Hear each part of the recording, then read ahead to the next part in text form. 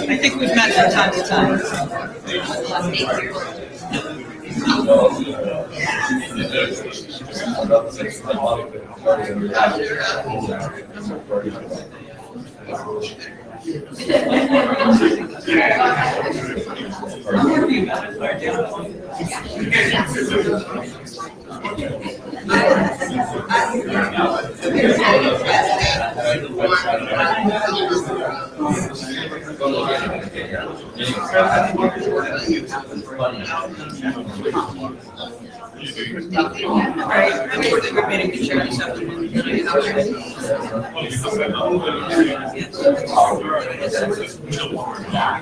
I just get to say, oh, I can.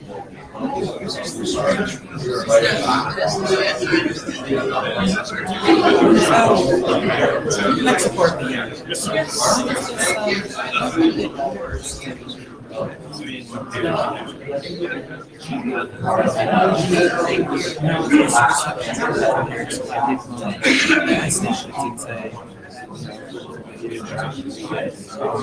There it is. That's cool. It's not for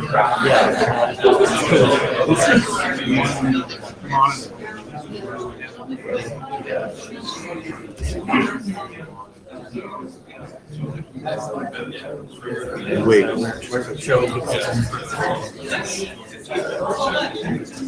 Yeah, you figure out which direction this is.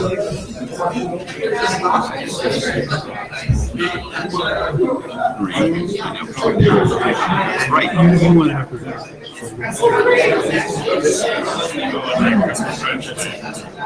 You must have.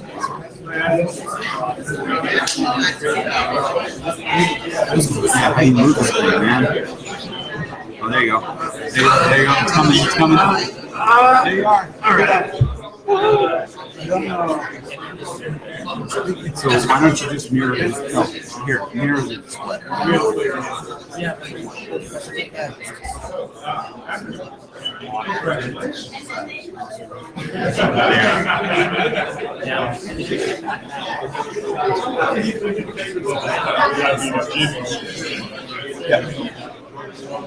Yeah, full screen. There you go. We're awesome. And then when you present yours, monitors with a speaker, projector, phone bridge, conference line. There you go.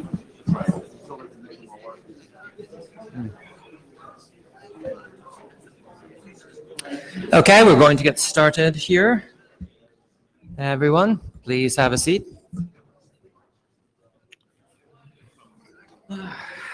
Oh, blue sheets will circulate.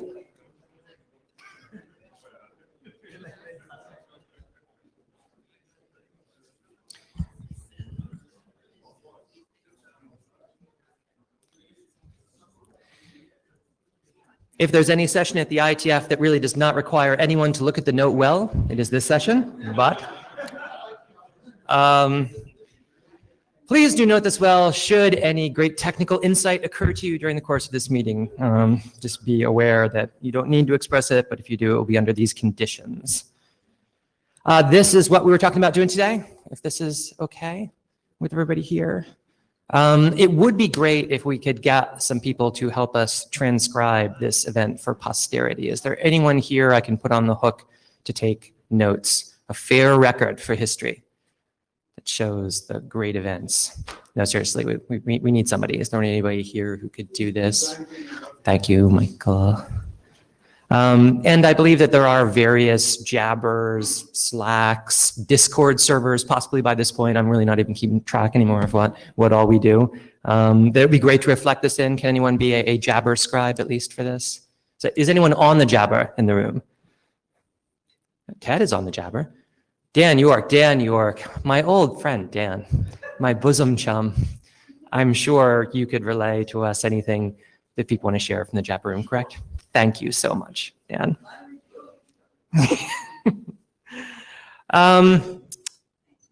Okay, so yeah, I think we are going to go through our review of the legal options, followed by more about, I think it's really the Joe show.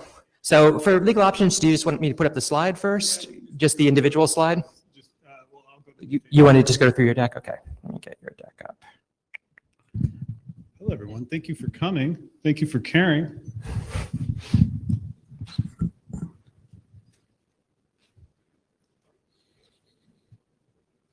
Awesome.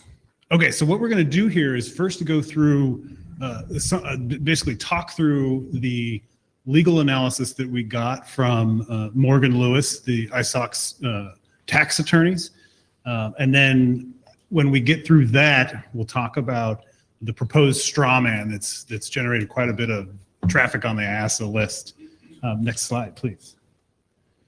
Okay, so I thought it was important to sort of say, how did we get here? Because it's clear that this has gone on for maybe not very long in terms of IETF timescales, but long enough to where people forget some of this stuff. Yari, in November of 2016, published a blog post that sort of highlighted some of the issues with the current aging IASA structure, and then both Yari and Alyssa in February 2017 announced a process to try and look at and evaluate the ongoing IASA structure, beginning with 2 virtual workshops. A bunch of people have put down thoughts, and so I tried to collect them here with Draft Daigle and the 2 draft ARCOs. There may be one I'm missing, so let me know if I missed that, because we don't want to have an incomplete record. Alyssa recruited a design team, most of which are in this room. Yari, Leslie Daigle, Brian Haberman. Is it Haberman or Haberman? Sorry, Brian. Haberman. Myself, Jason Livingood, and Eric Rescorla. We had 2 virtual workshops. We had a set of recommendations from the design team that we discussed in Singapore and in Prague, I believe. Maybe just Singapore, I don't remember. But after Singapore, we ruled out complete independence in that room. No one had a real appetite for that. But the community did ask us to get additional clarity on the types of organizational structures that were possible here. We did that with the Morgan and Lewis ISOC tax attorneys, and so that memo I'm going to summarize here in a minute. There's been clarifying questions to the list, so we, the design team, and you guys had questions that we then brought back to the attorneys and went through that, and I'm happy to answer anything about that. And then myself, a subset of the design team, Brian and Jason, tried to propose a straw man, so something we knew that was probably not necessarily correct, or something that would essentially just provoke discussion, and that's definitely what it's done, and we're here to complete that in face-to-face. We want to be very clear. 2 goals for today are to try and get clarity from all of you on the legal structure, the organizational structure that we would prefer. Obviously, we have to take all of this back to the IETF community. That's not something we're going to skip over by any stretch of the imagination. I do want to emphasize that given what I'm about to show you, the design team recommends option 3, the disregarded LLC, and I'm happy to talk through why we think that. Next slide, please. So this is an eye chart. I'm sorry. You can open the slides on your own or come closer if you need to, but it summarizes the 4 or 5 page memo from Morgan Lewis that talks about the various options. You can see there's the severe independent case on one side. There's what I call status quo, which we on the list today. It's not exactly status quo. It's legal. The activity of ISOC structure is what we're doing now, and there are ways to improve how things work now. But even that, we don't think that's enough as a design team. So there's a variety of things here, some of which are of more interest to all of you, but the whole point here is that you can see in, so I'm going to call these option 1, which is complete independence that we've ruled out, option 2, which is the type 1 support organization of ISOC, option 3, which is the disregarded LLC, the third or fourth column there, and option 4, which is activity of ISOC. One of the things we thought it was really important to get clarity on is to what extent ISOC specifically might have control over a board or whatever. That's the first line right there.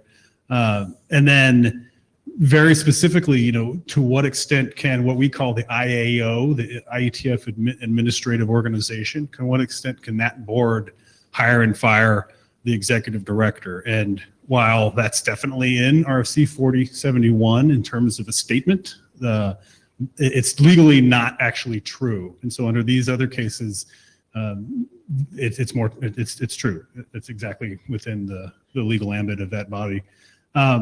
And then there's liability. There's a whole bunch of stuff about finance and fundraising. The important thing here is that we do have a separate IETF bank account now, but you cannot write checks to the IETF or IETF admin organization, whatever. You write them now to ISOC. There was the point made that we could do a DBA, doing business as. I'm happy to talk more about that. It essentially means ISOC can do any kind of business as the IETF. And then there's a variety of things.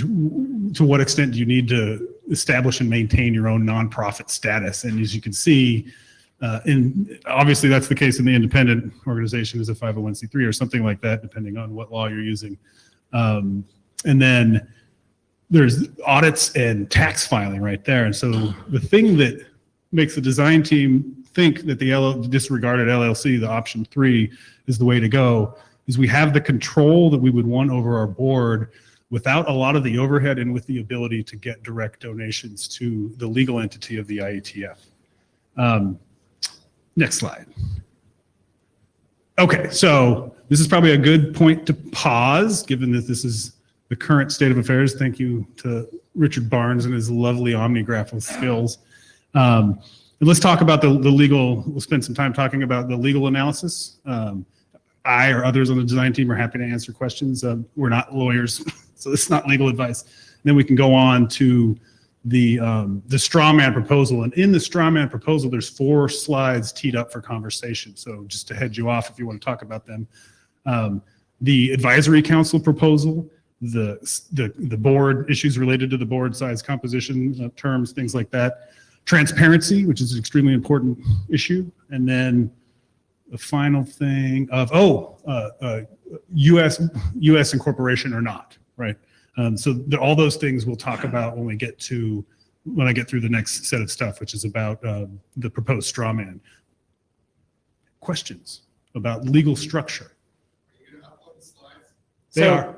So yes, it's hard to do from an iPad while I'm sitting here. So if I take the presentation down, I can do it, but yes. If you would, I think you'd probably do. I just attached them like last night. Did you find them, Sean? Oh, someone put them in Jabber. Thank you.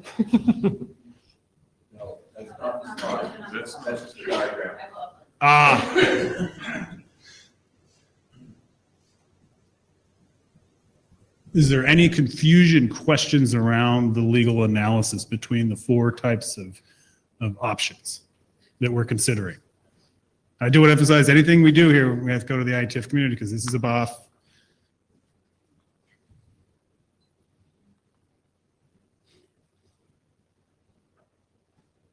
Like any good professor, I'm going to wait while you think about potential issues.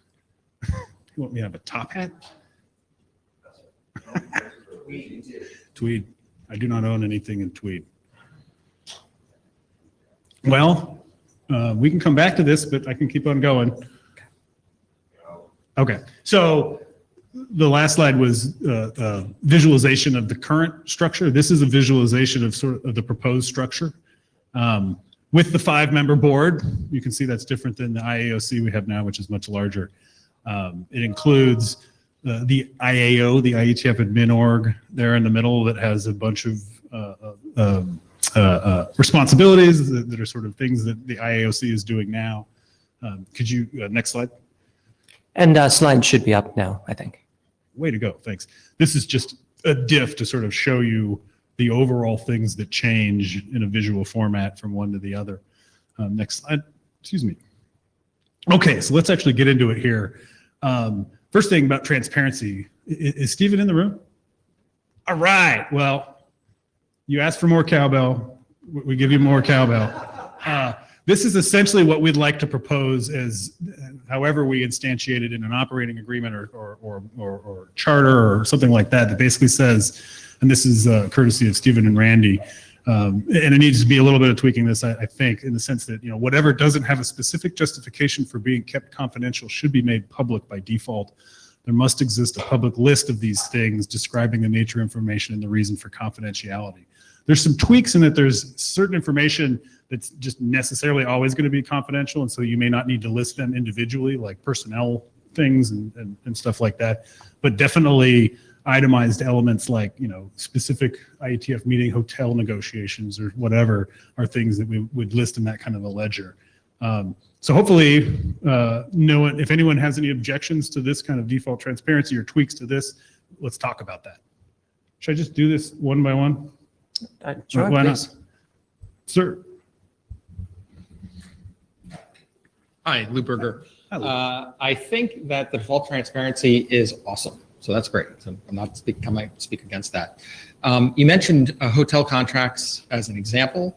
That is a oft discussed topic inside the IOC. I'm a current non-com appointed IOC member. Thank you for your service. We talk about this one a lot, and how much can we disclose, how much we can't. We've improved what we disclose, but one of the things that other organizations do is they fully disclose their contracts. There's a dollar cost associated with that. So whether we disclose or not is actually a choice of the community, but the community has to understand that we're going to pay more because of it, because it weakens our negotiating position. It's not like a fixed price, like you couldn't name No, it, that's but yeah. it's bigger than zero delta. Yeah, and I don't even know if it's a lot or a little, but we have an existence proof of IEEE, which is a different organization, and they operate in much more predictable and constrained environments, so they don't have as many choices. But we have an existence proof of a big organization that publishes all their contracts. Yeah. But our staff has told us there's a real cost to that. Okay, thank you, sir. Okay, next slide. Unless John wants to say anything.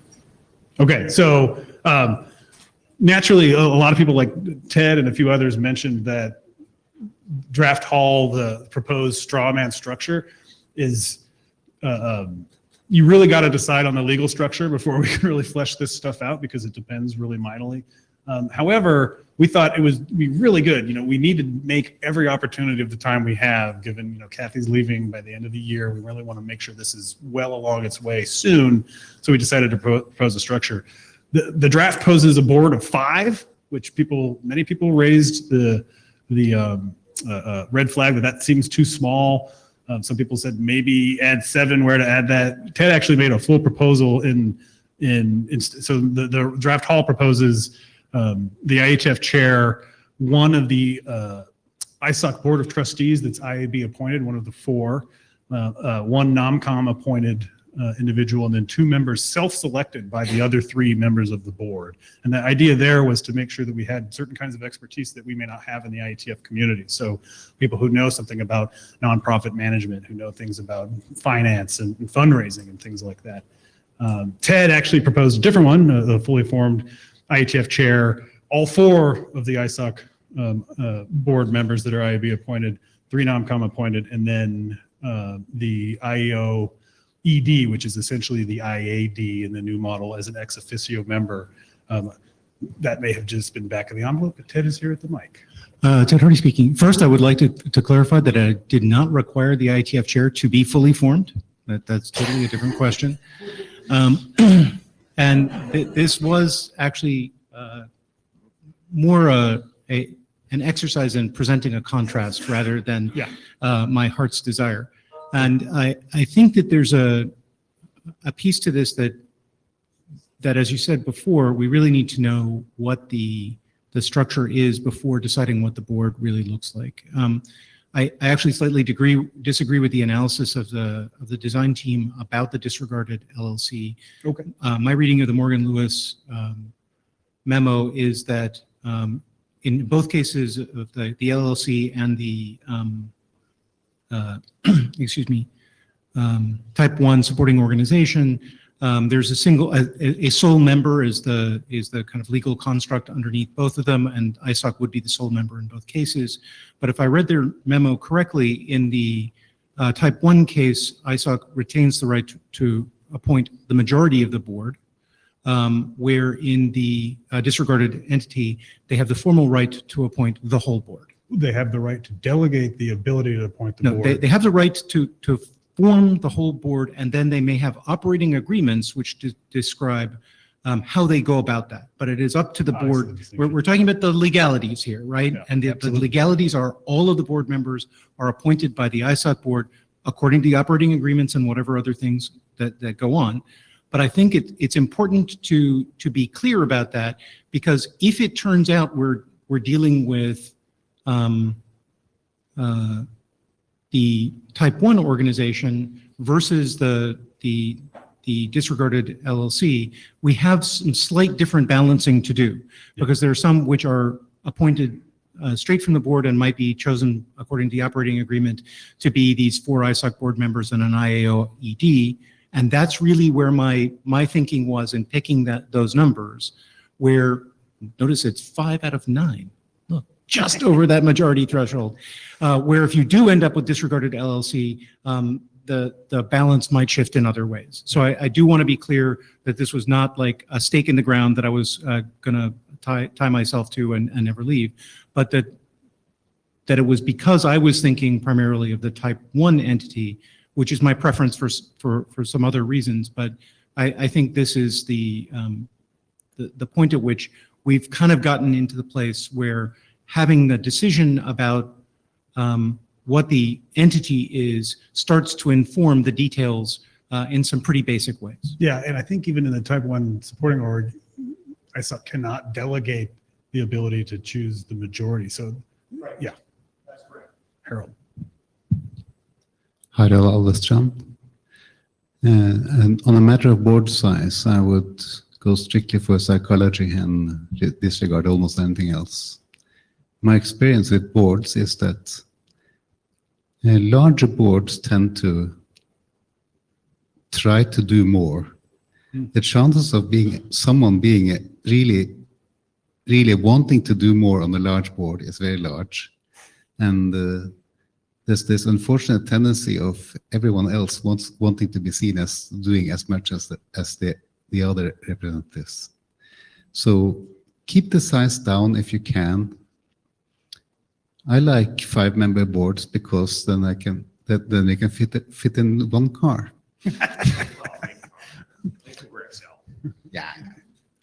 Yeah, London Taxi would do. So keep the size down, because that lessens the danger of the board trying to do the job instead of overseeing the job. So let me ask you a question, Harold. Do you anticipate any problems with quorum? Do you have to do anything with small boards that might adjust for the fact that they're tiny and 2 people get sick or something and all of a sudden you have a problem? I don't know what the rules can be there. That's a matter for lawyers. Yeah. But there are always rules for selecting alternates. Thank you. Sir. All right, Eric Corla. Yeah, so when I want people to, pick something, I give them an alternative on one side and the other. So obviously 7 is the number that you're looking for. I think 7 actually is actually a reasonably good number. I'm not going to time it, as I said, tie myself to a stake for 5 or 9. I'm glad to hear Ted isn't totally fixated on his proposal, because I'm gonna bash it a little bit, which is I think I'm maybe one of the stronger proponents of having some of the board self-selected. Like I think if you look at this list and you look at this is all the same people that, like we already appoint. And if you look at this list and you look at the people we managed to appoint, fantastic the likely those people are, you will see some serious deficits in terms of them like having the kind of business experience that I think this is going to need. And even the people that, you know, the people we've appointed that do have business experience are technical people who have business experience as opposed to business people with business experience. And so I think that, you know, when you do the same thing, you're going to get the same results. And so I think that it's really important to structure this in a way that we get people who really do have the kind of experience on a corporate board that you need to run a corporate board. And so maybe there's some other mechanism for doing that doesn't involve self-selecting, but I don't think that having the IAB and the NOMCOM making those appointments is going to get us those outcomes. Thank you, sir.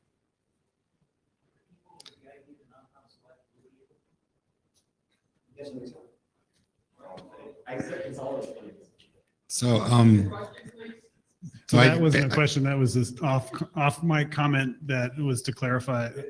Go for it. Ted asked if I thought that the people that the IAB and the NOMCOM appointed would be able to, and I think, yeah, I think it's a matter of, you know, we pick the people we think are most, like when IAB and NOMCOM do it, they pick the people they think are the most sort of business savvy of, you know, of the people that they're sort of aware of. And those people pick even more business savvy people because they have because their network extends further. So yes, I think that would be possible. So Harold and Ecker took all of the things that I was going to say. So +1 to those two. Keep it smaller, not bigger. Yeah, we need to have the ability to be able to pick people that are, you know, focused. And it's not always the engineers that come to these meetings.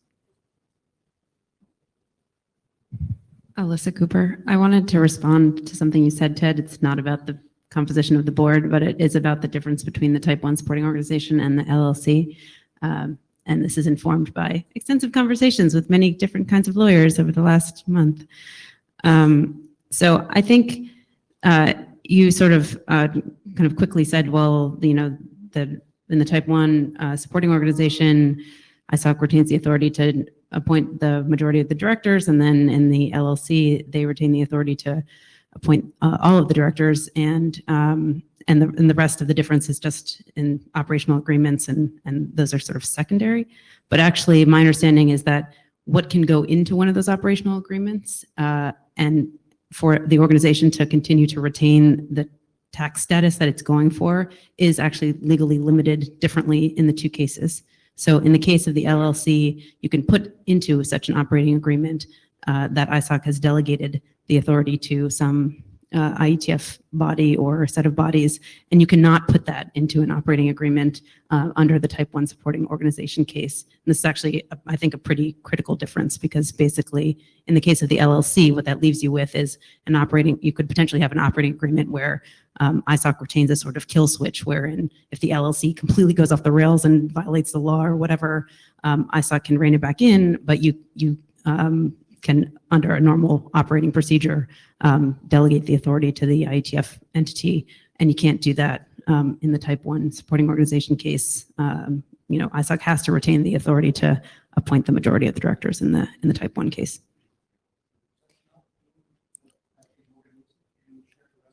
I wrote it to the list. I provided an update to the list. Yeah.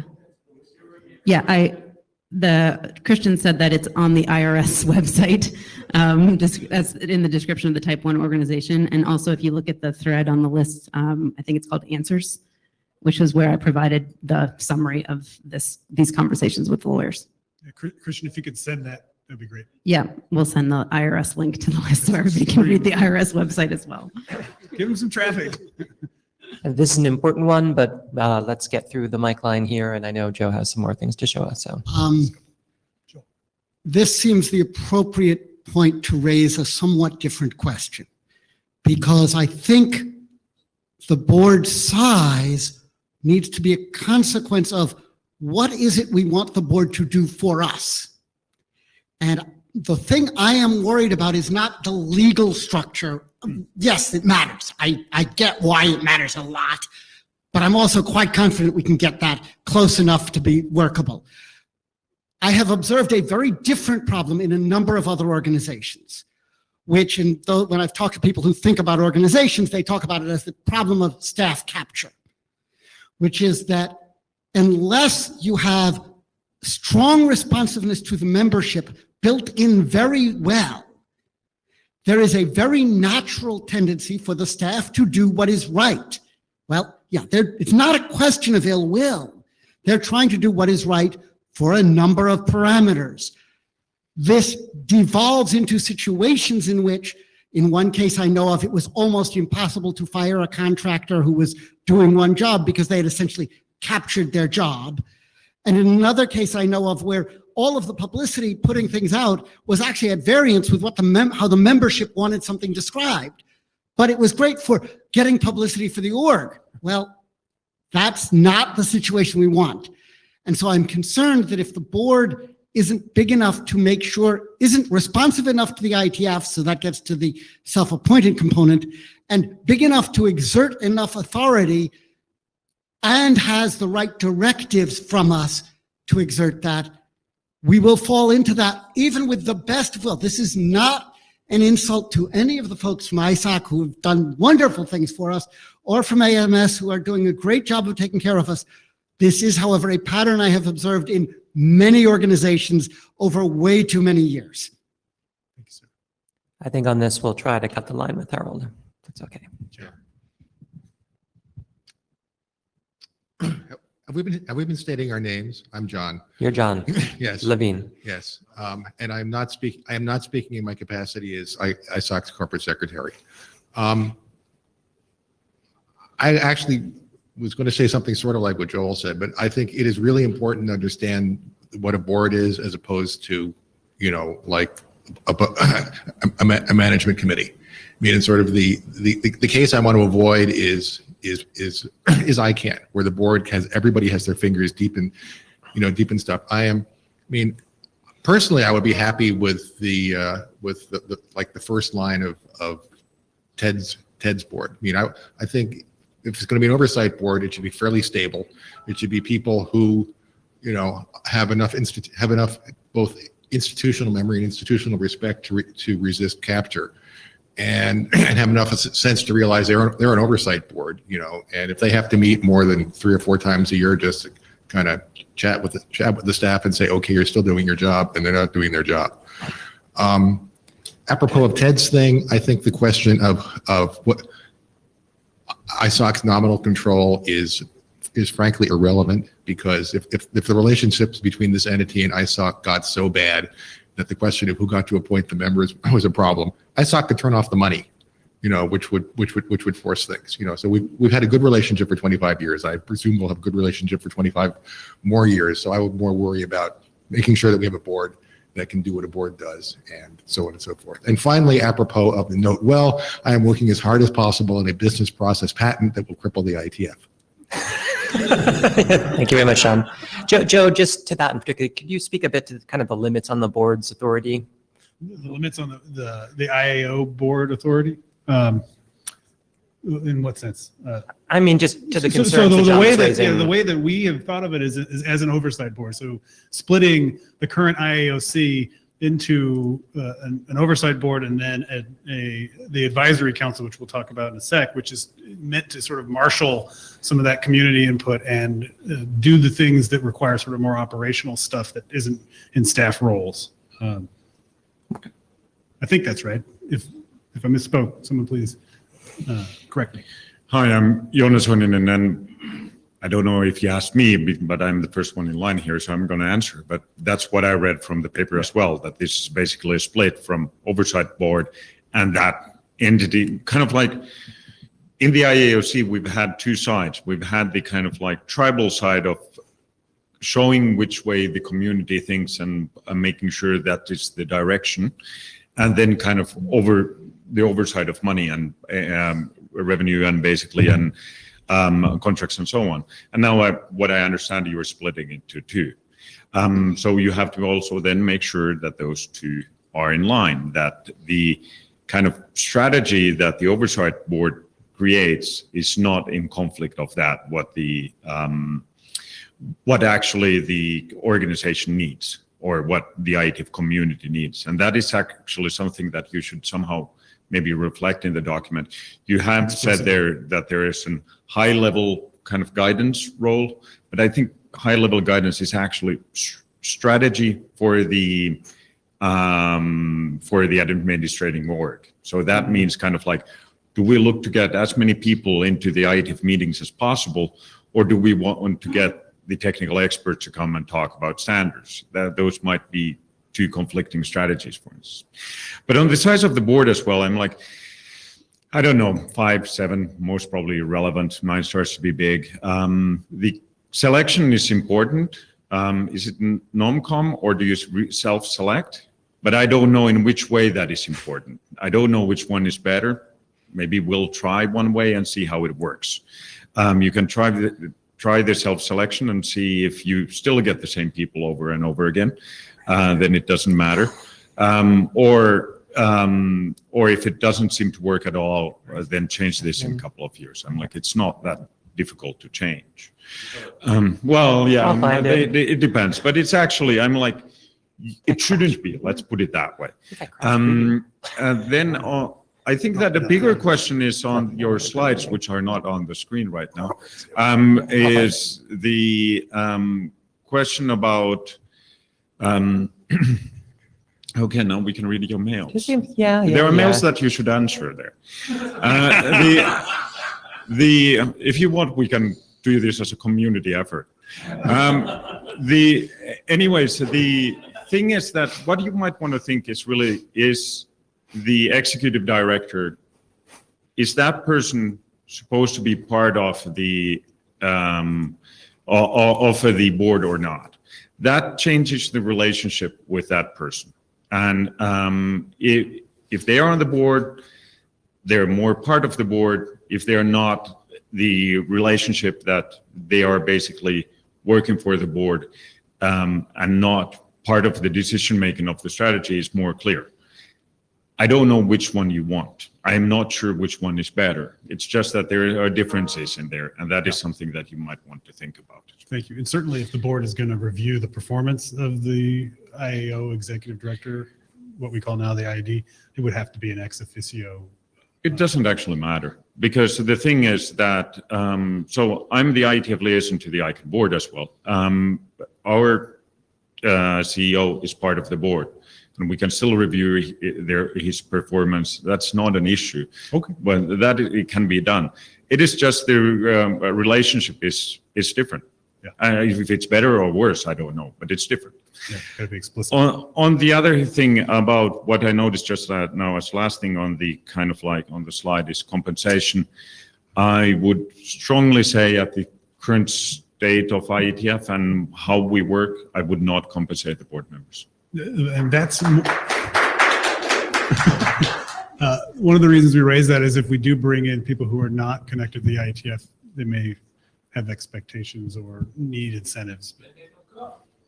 So what? And Christian said, then they don't come. We may not yeah, have that- access to that kind of expertise. That is a complication. Mechanically, it ought to be easy to change this. It's difficult to get consensus to do that is the problem. What was before I get to what I came up to say, what was the last thing you said about if they're reviewing the performance of One of the functions of the IAO board would be to review the performance and set, goals and stuff for. But your conclusion seemed to be, therefore, the ED needed to be an ex officio member. That's just, how do you evaluate your own performance on part of a board? It sounds like ICANN does that. So maybe that. But I don't understand why that means that the ED has to be on the board. No, I was saying it doesn't have to be, but if they were, I thought it would have to be ex officio. It sounds like I'm Ex mistaken. officio only means they're there because of the position they hold. It And makes they're no- non-voting, right? They can still vote and whatever. So anyway, never mind. Executive session may kick them out, for example. What prompted me to get up was the interchange between Ted and Ecker about who would be able to find the right people for the board. And I just want to point out that a lot of people misunderstand. You do not have to be NOMCOM eligible to be chosen by NOMCOM, only to be a voting member of NOMCOM. The NOMCOM can also seek people outside the traditional organization. And given that exchange, I suggest that we might put wording in here that reminds the NOMCOM of that and urges them to do so. Yeah, kinds of expertise we would look for. Harald?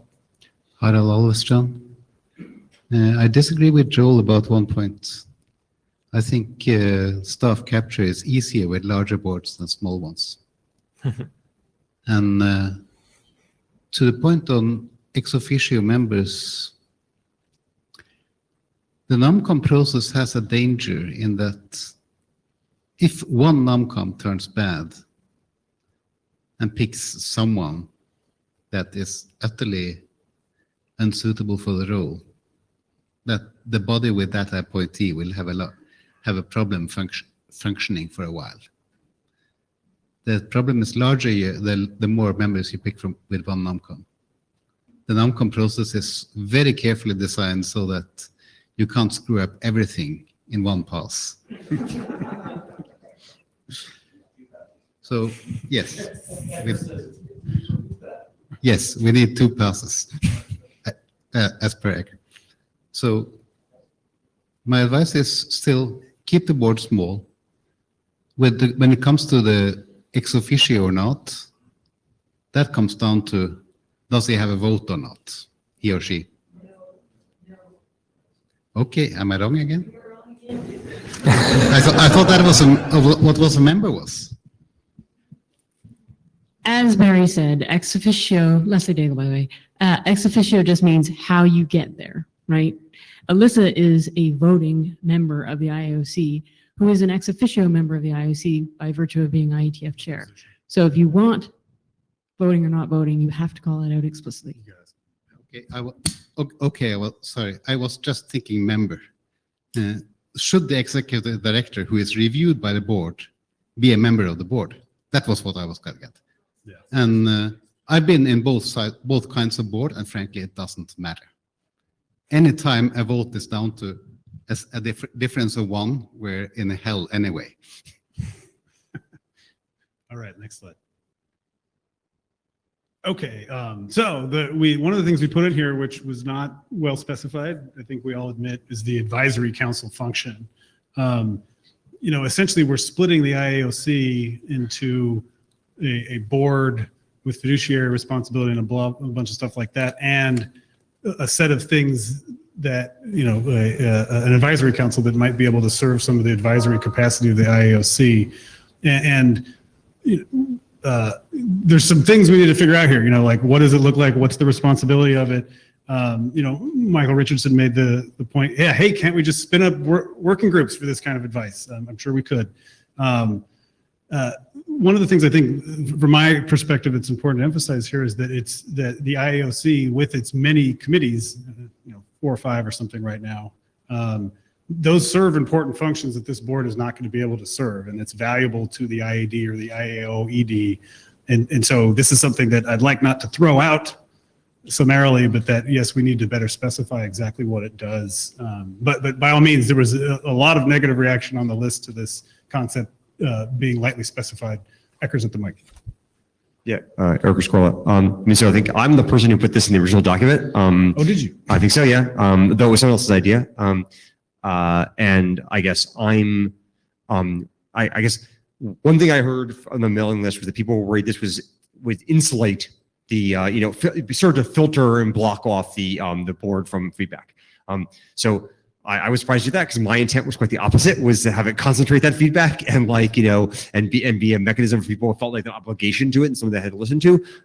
But I could also be totally wrong.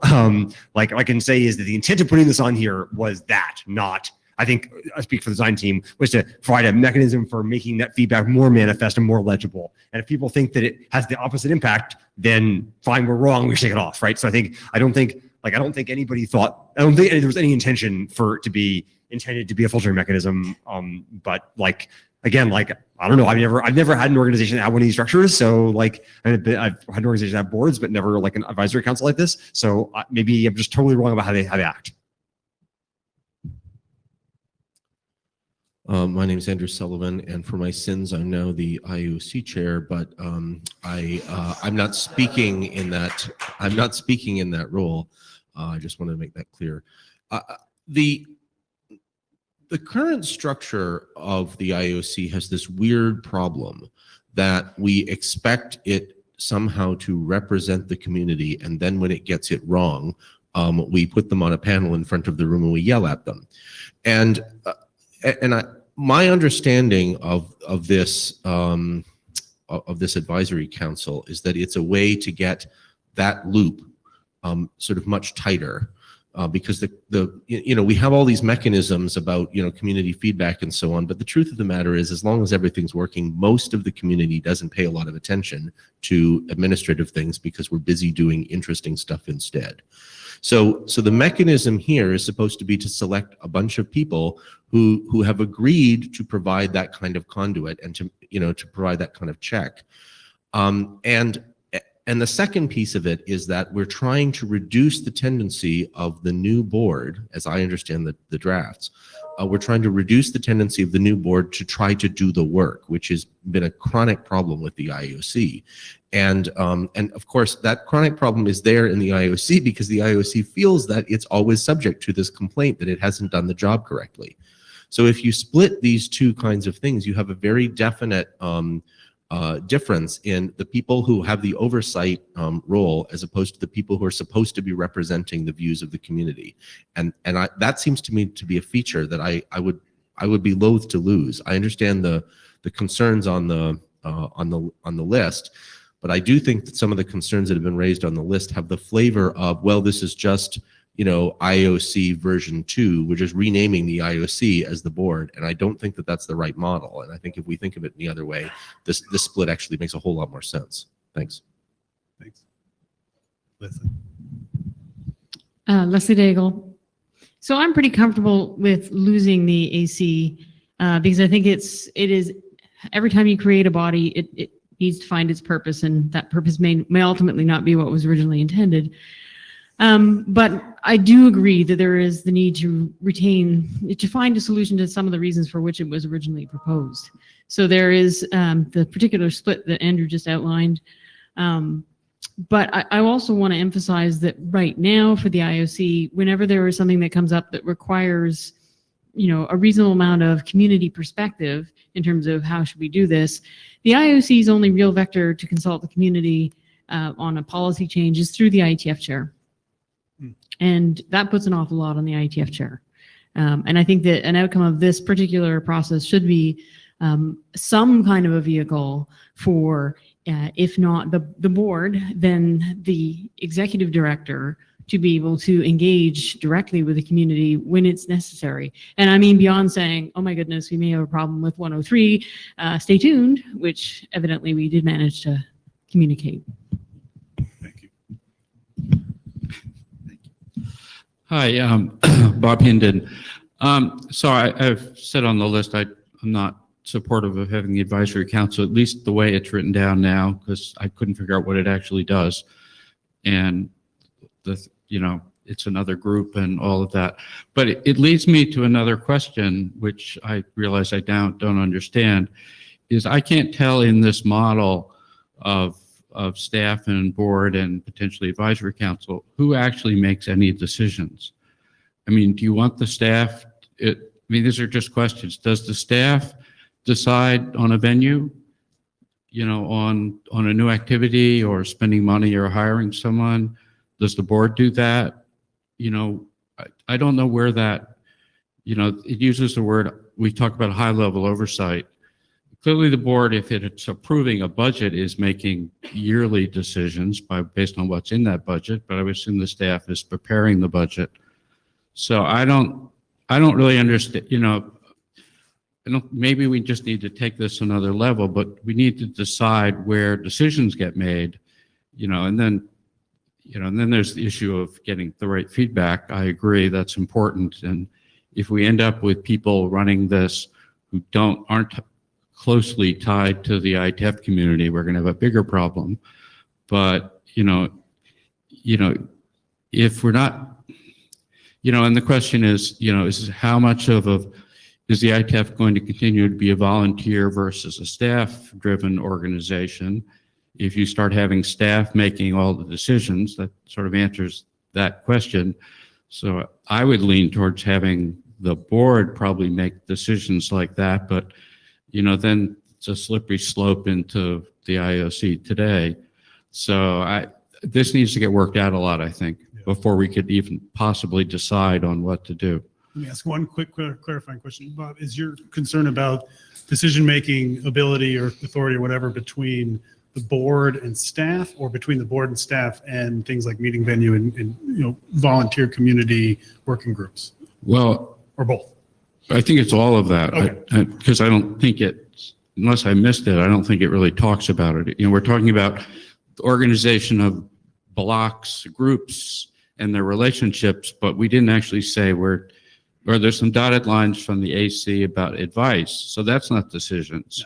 But we don't talk about where the decisions are for, how is this going to work operationally? Yeah, I think our thinking with staff and board makes most decisions unless it's by some reason given to something like meeting venue or some other forum for that kind of a decision-making purpose. But again, it's not well specified. We can do a better job. Yes. Christian Rittemar. I'm going to pretty much repeat what Bob said. I think the structure, when you show your graph, is pretty complicated.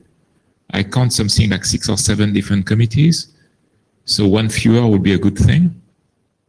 You mean the current state?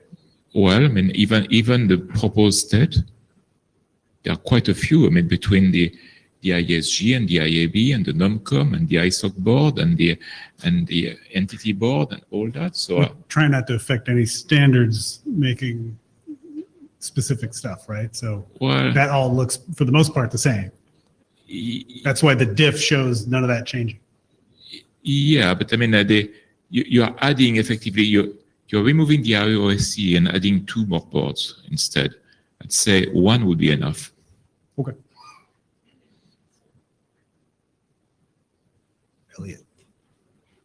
Good afternoon, Elliot Lear here. 3 comments. First of all, just as a point of observation, things aren't that broken in terms of how they're working from my personal individual point of view. I know we're going through this exercise. What I'm just asking for as part of that is we take our time and certainly allow for a lot of exploration of our assumptions as we go through all of this, which leads me to the point about assumptions. And I just want to put this out as a point of information. Somebody who's been around the organization a while, I remember when the NOMCOM was formed. The purpose of the NOMCOM and even the mechanisms before the NOMCOM was to avoid organizational capture as related to standards making. In the case of an administrative support activity, those assumptions should at least be tested. It could be that you could go directly to the community for this support activity and actually allow the community to literally vote people in or out as part of it. Now, I'm not suggesting that that's the right way forward. I'm saying it's a possibility that could be explored. And it answers, I think, Andrew's question rather directly in terms of how people are responsible to the community. And this actually did show up in the meeting venue discussion early on. If you look at the front of the document, basically says, if you have a complaint, go here or here or here or here. And that is a problem because it really doesn't say, that you can go to one place or take a particular action. You have to take many. Finally, the third comment, and this is as related to to Joe Hall's draft as anything else. One thing I ask as a request is, as we form all these structures, to the extent possible, there needs to the actual term IASA is very useful to keep stable, and it seems to me that is in danger of being lost in at least Joe's draft. And I just ask that as people consider these things, that's one stable identifier that we were told to use and we're using, and I just ask that it be kept stable. Thanks. Okay. So Alyssa asked, why is it useful to be stable? We just went through an exercise as part of the meeting venue process, essentially ripping out all of the terms that were below the level of IASA. And so, the IAD could be flexible, the IAOC could go away, all these other things can go away, but the one thing we're pointing to is the IASA. If that goes away, well, we got a lot of rewriting to do. Yeah, and so let me just respond really quick to that. We're going to have a lot of rewriting to do, but if the acronym IASA is IETF Administrative Support Activity, which is the activity of ISOC that we're sort of questioning in terms of legal structure. Our way out of that, don't you worry. Sure, yeah, I'm sure. It's still an activity. Yeah, Alyssa Cooper, and actually just responding on that point, delegating responsibilities to an activity has known problems because an activity doesn't do things, right? People do things. So I let that through in the document, but like that didn't make any sense to me. So I think in response to some of Bob's questions and building off of some of what Leslie said, I think Joe and Jason's draft actually proposes some specific answers to many of the questions that Bob raised. Namely, the board has a very limited set of tasks that are assigned to it, reviewing the performance of the executive director and approving the budget and providing some high-level strategic direction to the executive director, but it's quite limited. The staff has all of the operational responsibility, and then there's this question of the advisory council. And I sort of thought, looking at this from how the current IEOC works, that I'm happy to have the advisory council go away. Seems okay, but there's a couple of functions that are at the interface between the staff and the community that will need some kind of definition of how is it going to work, or if they're undefined, then we all need to accept that they're going to work in some ad hoc fashion. And they're at sort of two different levels, I think. One of those is a kind of gut check. So, when the staff has, not huge decisions, not, is this what the budget should be for this year, but smaller decisions, even let's take a recent example from the IEOC.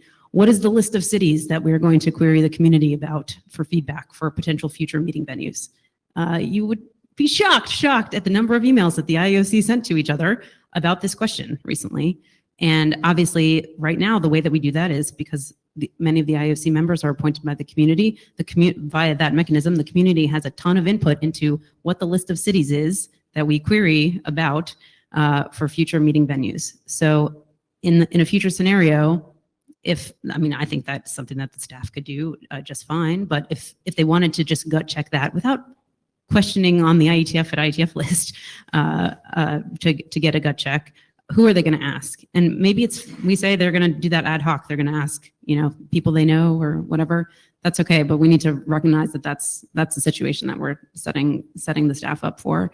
And at the higher level is when they actually do need to engage with the community on a question, how are they going to do that? So if they're going to, just an example, change the registration fee categories.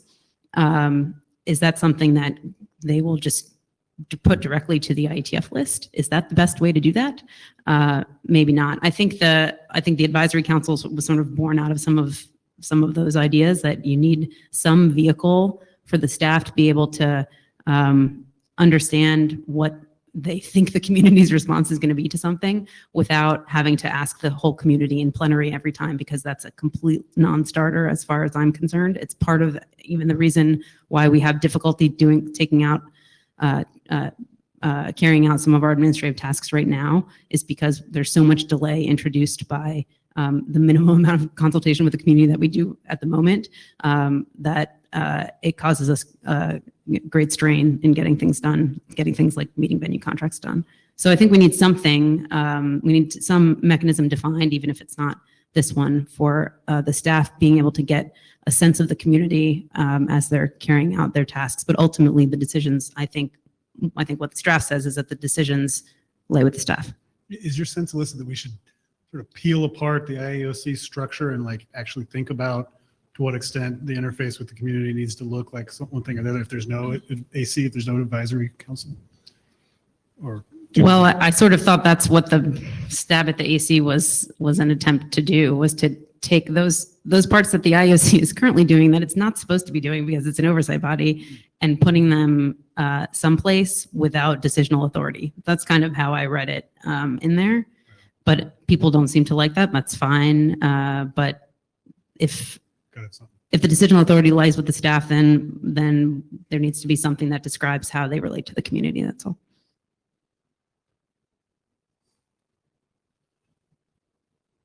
Ted Hardy, and for Andrew's sins, I am currently the IEB chair.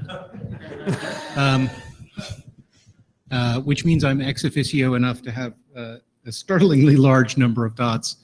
And I think that the point that started this was a very good point, which is that having one individual who's an ex officio member of this body because of, in this case, her membership of a different body, the IETF chair being also on this board, is too small a conduit for the flow of community information which needs to go between certainly the board and the community, and even more certainly the staff and the community. So I agree that this is a problem, but I think that where you're getting feedback from us is that you're looking for a mechanism, you're looking for a set of methods, and instead of defining the set of methods, you defined a board, a council, a set of people. And what you put in there for the set of methods these people might use was very reactive. And I think it's because what you were looking for was a set of mechanisms for consultation, and you were picking mechanisms for consultation that were appropriate to the board, rather than using this board as the mechanism for reaching the community as a whole. And I think you've heard Leslie and Alyssa and others say they are comfortable losing the AC. I also am more than comfortable losing the AC. I'm not willing to lose the consultation. Yeah. And I think that the thing that we're looking for here, and that will take more than just a tweak to this document, is to think through what the set of mechanisms are, because they're not going to be the same set of mechanisms for all the problems that the staff deals with. There's a strong sense in which the IESG is the customer of certain staff activities, and you consult them for those activities. Where the working group chairs or other document authors may be the customer for other activities, and you consult them for those activities. There are even some where the IEB or the IRTF or some of the other groups are the customer, and those are the people who get consulted.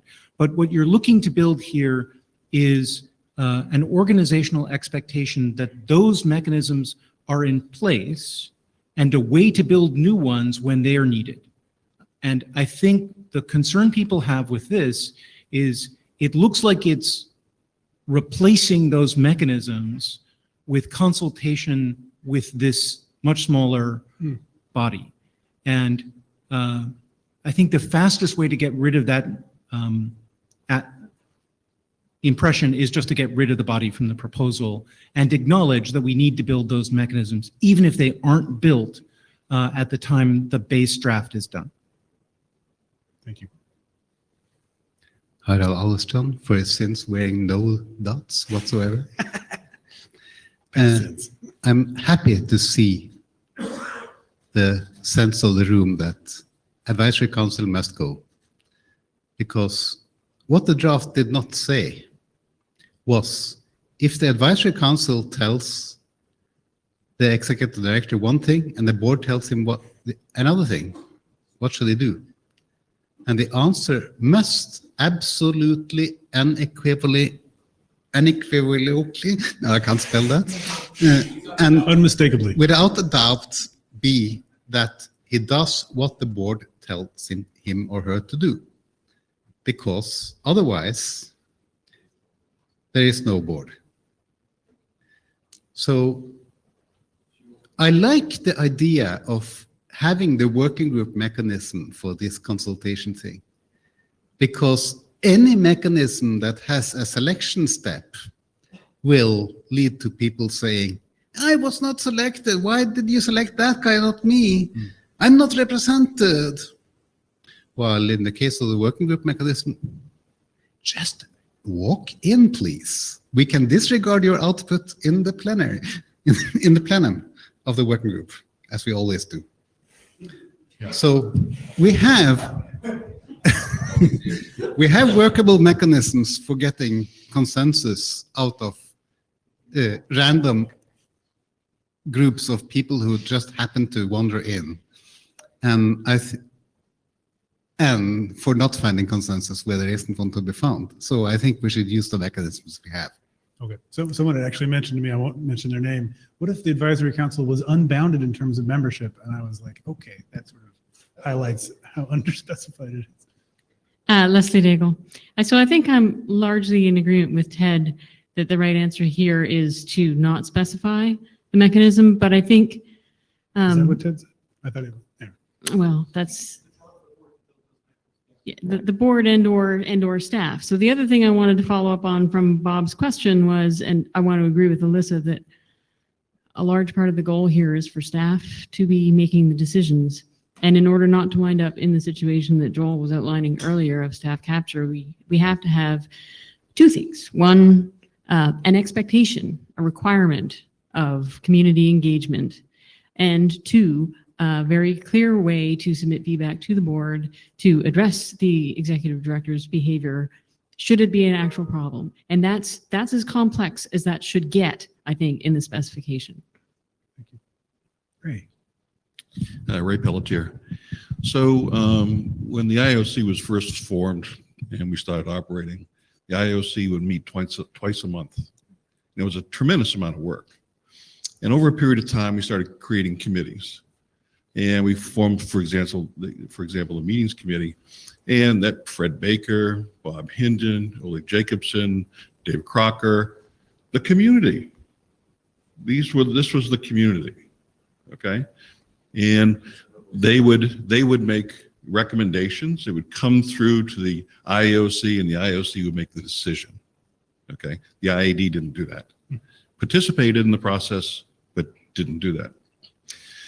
There would always be something that comes up in which we needed to get community input, something different that didn't necessarily follow in that stream, that flow of the meetings committee, the technology committee, the legal committee, finance committee. It was always something that came up. And then there would be the tussle between who owns the issue. Is it the IOC chair or is the IETF chair? Who's going to take it to the community? Or why don't we just send it to the IESG and they'll provide the community feedback because they're well representative of the community. Okay, so we always went through that. So under this new process, what I think I'm hearing is this, and we shouldn't do away with the committees, and they should be community members on all of them, and maybe there are board members who participate or not, but in comes the recommendation of the executive director, we recommend Stockholm for IETF 109 or something. And the executive director says, oh, okay. And the recommendation comes through, and here's why. We met all the selection criteria, we polled the community, we've done all this stuff, blah, blah, blah, which is the way it flows, okay? Executive director said, okay. And he makes the decision.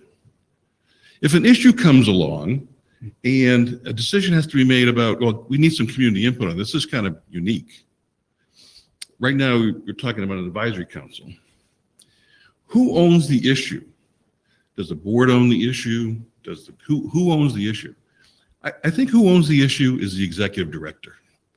And the executive director decides where he's going to get that community, he or she is going to get that community input. It needs to be the IAB, it's the IAB. You know, if it needs to be the ISG or the broader community, that's the person who owns the issue because it ultimately owns the decision. So how you structure that to happen? Thank you, sir.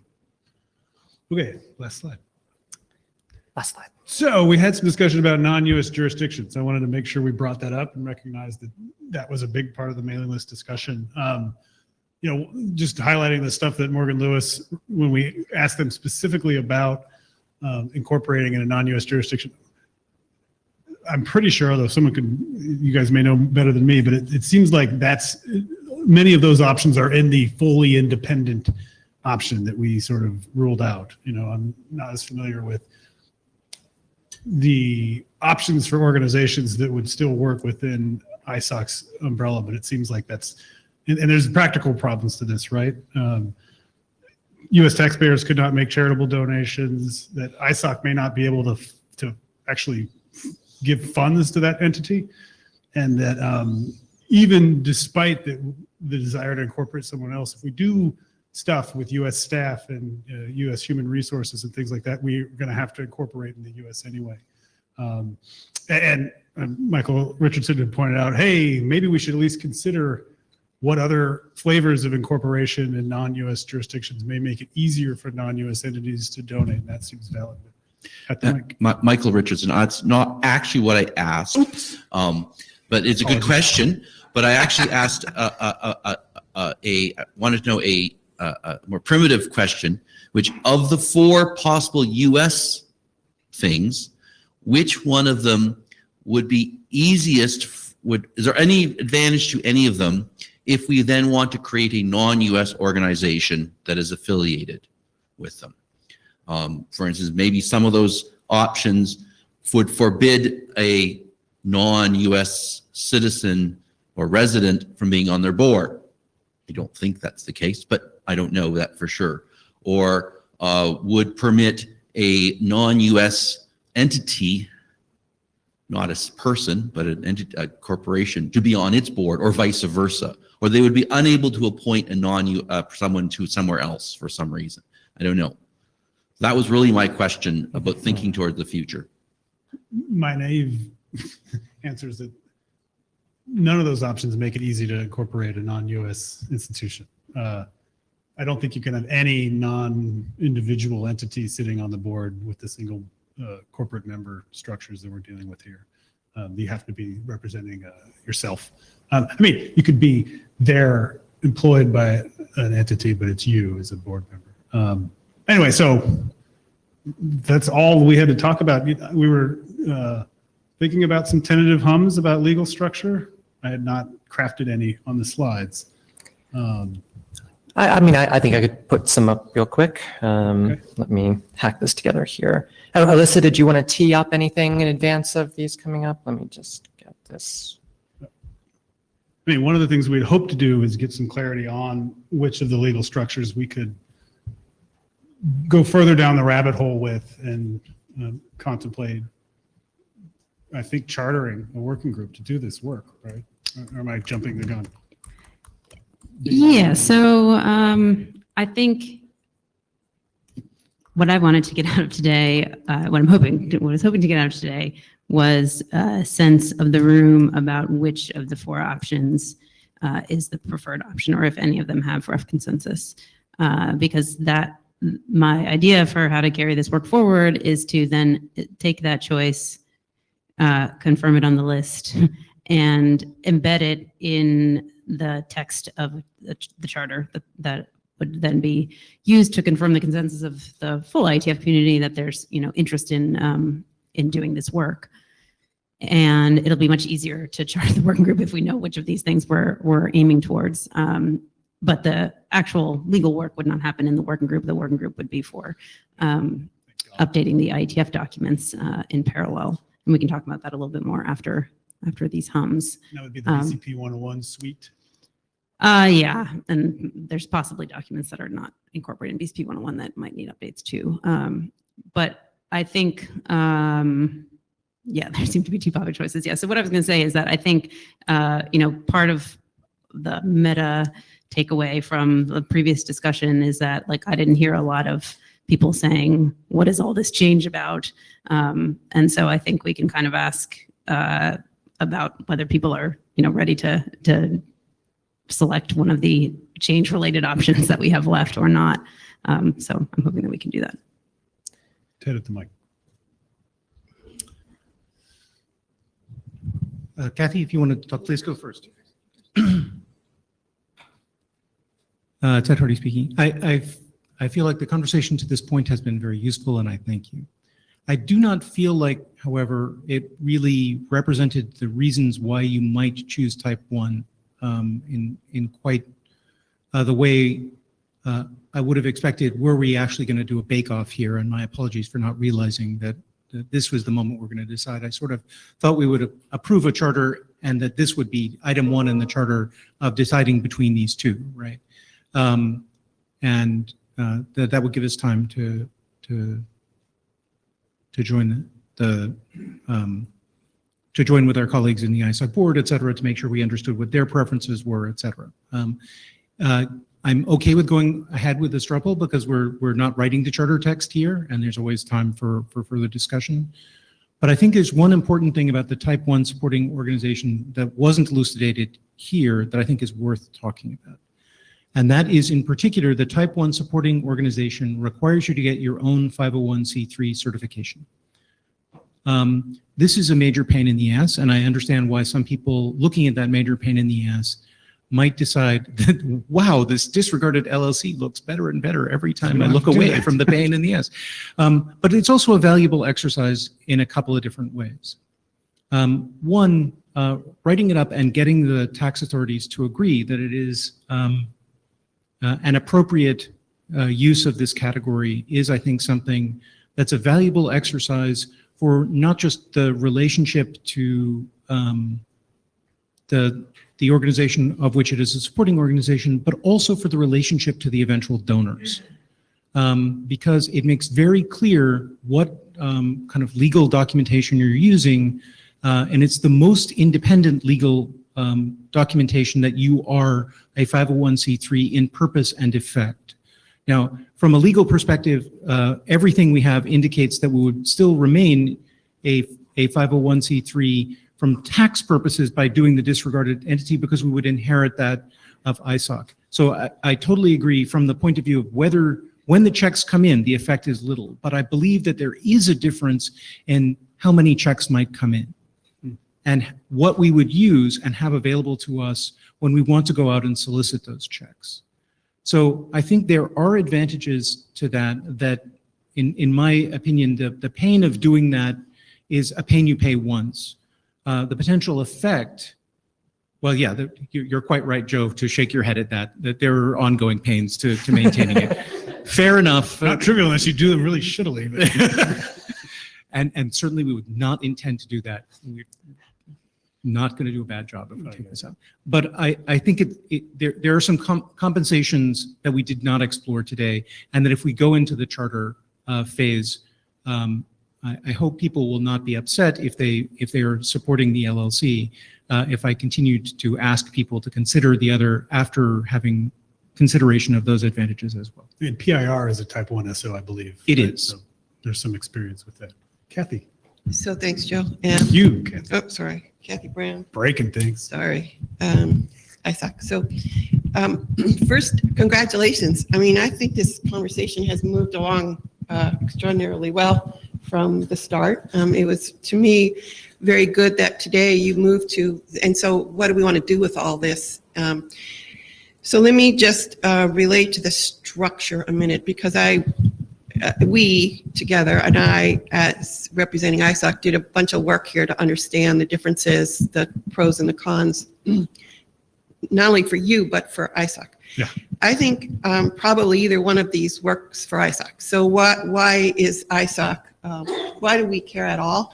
Because to date, the IETF has been I've said this to you before, has been an activity inside of ISOC. Thus, frankly, even though in practice, we never really do this, all of the policies, et cetera, compliance and everything else, really is supposed to be the same, and full liability sits with ISOC. Also, then, all of the control, if it was ever to be exercised, sits with ISOC, and all the money, should it be decided, sits with ISOC. Okay, what does either one of these give you? It gives you a legal presence, and it gives you the ability then to do things as a legal presence apart from ISOC.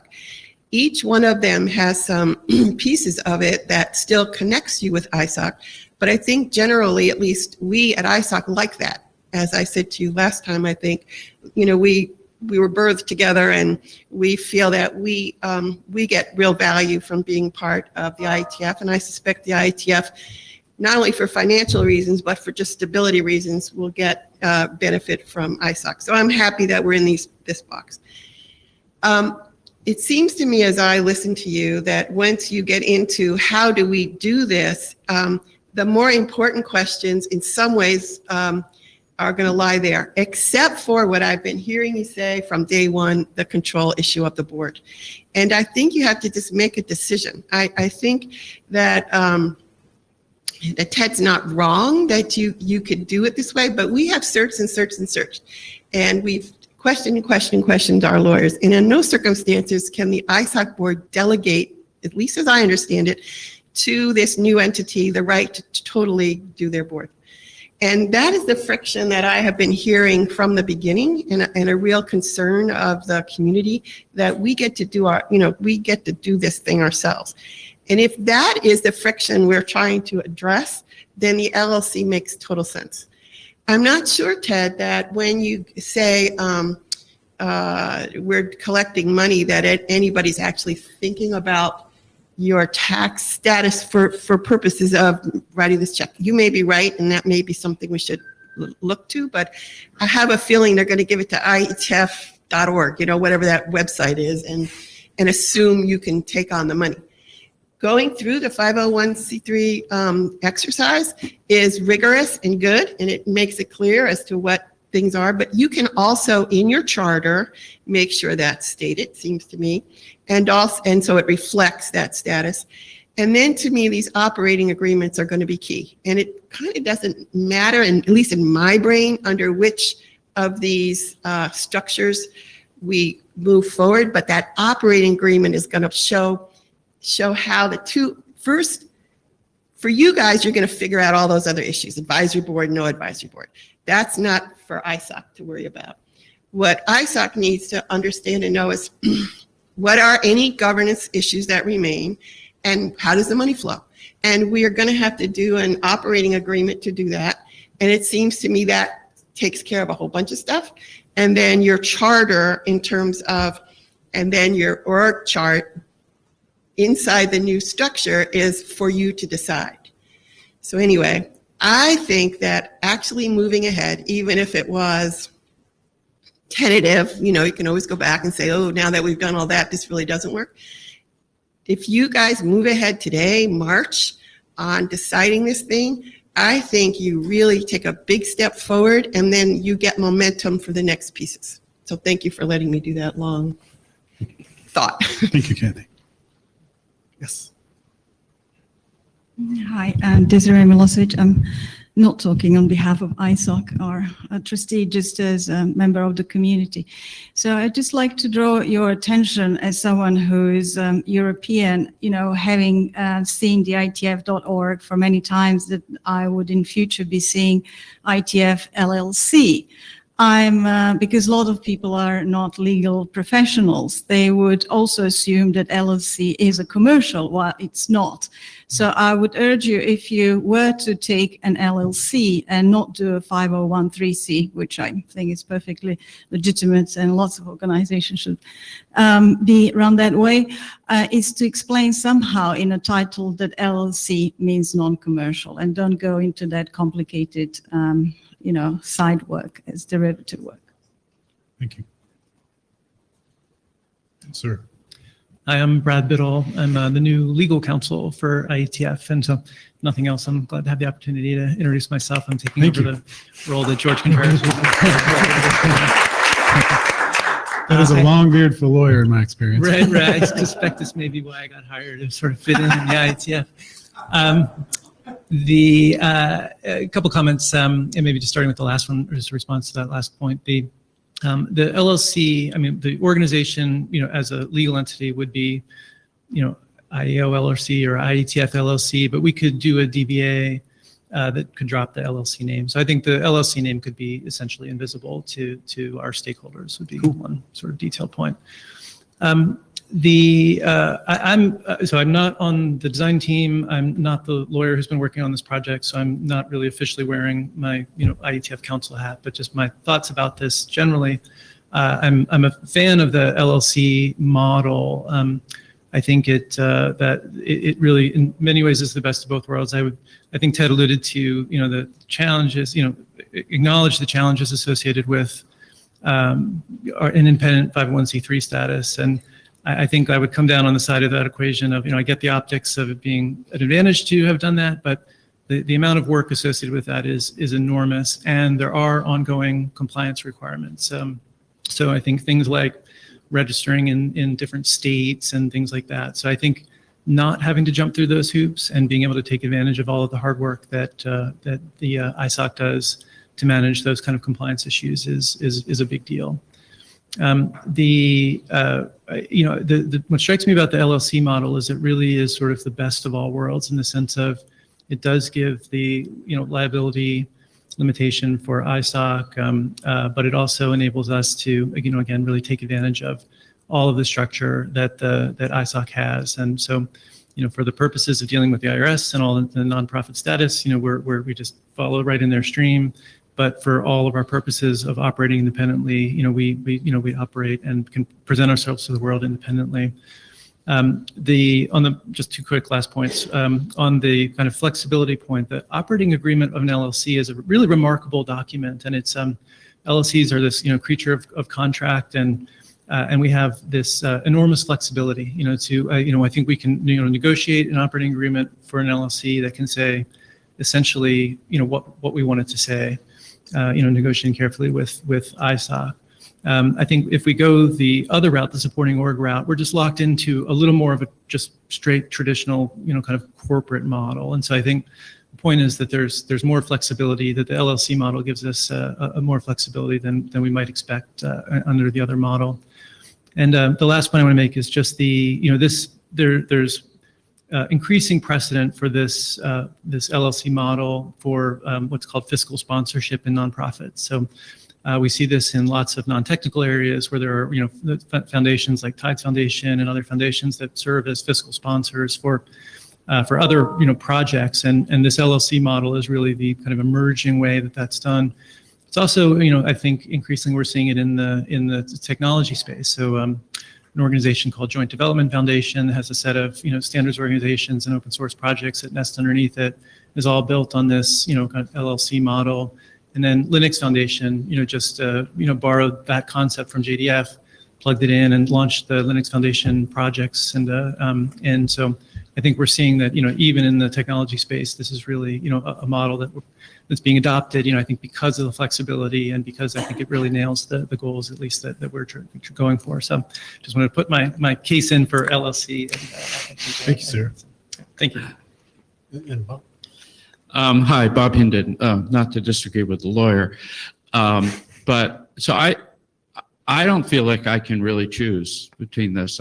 I've been following this reasonably well, but what I think I can choose, and maybe this is the room, I think the question to form an ISOC subsidiary in one of these forms is, I think there could well be a consensus for it, and then use that as the basis to form a working group. And then work this out into more detail and have the working group make that decision as to which it is. Because I feel like it's maybe just a little early to decide which form, but it's still a pretty big step to form an ISOC subsidiary from where we are now.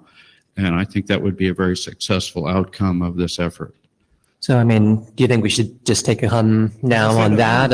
Are people generally in favor of doing an ISOC subsidiary or Yes. not? Just as a flat up down first, and we'll see. Yes, what because people if you think. don't have that, then the other questions don't matter. Okay, why don't we do that? So can I get everybody understand what the question is here? So we're not getting into the details of whether it is a type 1 supporting organization or an LLC at this point. It's just, do people here generally feel the right direction is to form an ISOC subsidiary? Sorry, Richard, you. I was wondering if we might put that off for 1 second. I Okay. wanted to ask Bob, since you said you're not, so at this point, we've had a couple of rounds with attorneys. We've had some discussion with design team. We've had some discussion, we've had couple of rounds with attorneys. We've had a couple of rounds with design team and with the mailing list. I guess if at this point you're not feeling ready, like what more is needed? What other information are you looking for? What other things do you think need to be discussed before we get to making that decision? Ted Hardy, not giving Bob Hinden's answer, but giving my own to that. I think Brad Biddle correctly pointed out that there's a distinction here between the amount of work that the type 1 501c3 gives you and the benefit of the optics. And I think it would give us a chance to go and talk to our major funders and see whether those optics matter to them or not. If it matters, that's worth knowing. If it doesn't matter, it's worth knowing too. Well, we do have a few of those major funders in the room as well that might be able to speak to that. But can we just do this in stages here, right? I'm just saying that would be, if I came back and wanted to say something about it, it would be having gone to the people who paid the money for this green dot and asked them that question. Understood, Ted, understood. But why don't we do that one hum first, and then we'll talk a bit about how people feel about how much more information we need and things like that, and we'll do this real gradual. We'll get through it. I think only you and I and a few other people in this room remember that one probably. Okay, so just that straight up down. Do people here in this room feel that the right path forward is for us to form an ISOC subsidiary? Neutral to the question of exactly what form that is going to take at this point. If you feel that way, please hum now. If you do not feel that it's the right direction, please hum now. That sounded very clear and decisive to me. I would just like to take the question of the more information question. I'm just curious if this is something a lot of people feel in the room, that we need to do a lot more investigation. So can I just ask for, and then we'll get to you. Yes, line up right now, because I'll need you right after this one. I'm gonna get to you. So do people in the room feel like we have had a good amount of discussion about the legal options? Do people understand generally kind of what the legal alternatives are? Based on that, I'd say, do people feel like we have enough information already to make a decision between the two alternatives we've discussed in terms of subsidiaries? If you feel we do have that information, please hum now. If you feel that we do not have that information, please hum now. So I think the first time was a bit stronger, would be my call from up here, but there were definitely many voices on both. Yes, I'd now like to have the people who write the checks talk to us about this. Right. Since they're all lining up. Yeah, no, exactly. Yeah, I'm sorry. Yes, that's true. Please identify yourself and the hat you're wearing when you speak. Just to be Yes, clear, I was discussing with other IAB selected trustees, and we made it clear last time that we are not humming here because anything the IETF decides is good for us. So here, I'm not talking as a trustee, but as one of the global hosts. And I mean, long story short, I don't care really. You don't care about the question of LLC versus, can you please say what you don't care about? Yeah, right. Between the LLC and the optics and the work that basically it would take to do the type 1 supporting organization, it is really irrelevant to me as a global host. Jason Livingston, Comcast, similar global host and same exact point of view. Cullen Jennings, I'm the global host representative for Cisco when Ward is too busy doing something else.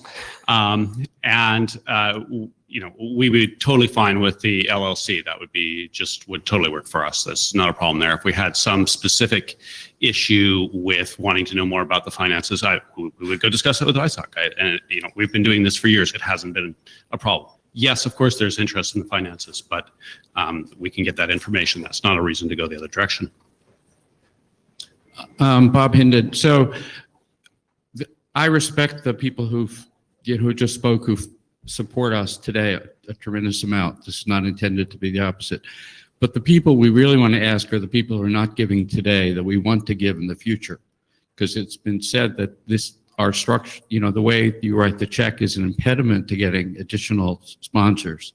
So those are the people we need to ask this question. The people who are already doing it, you know, it's not really a problem.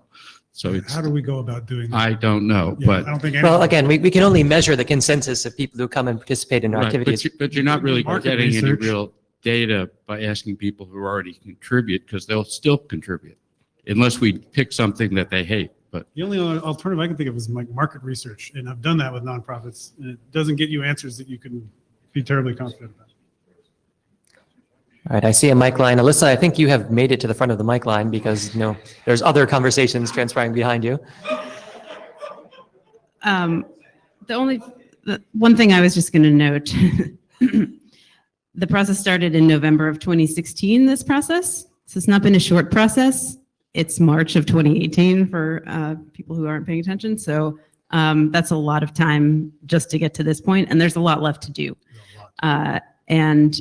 I at least feel some sense of urgency because there are pending leadership changes at ISOC that we don't want to have to start over, I think.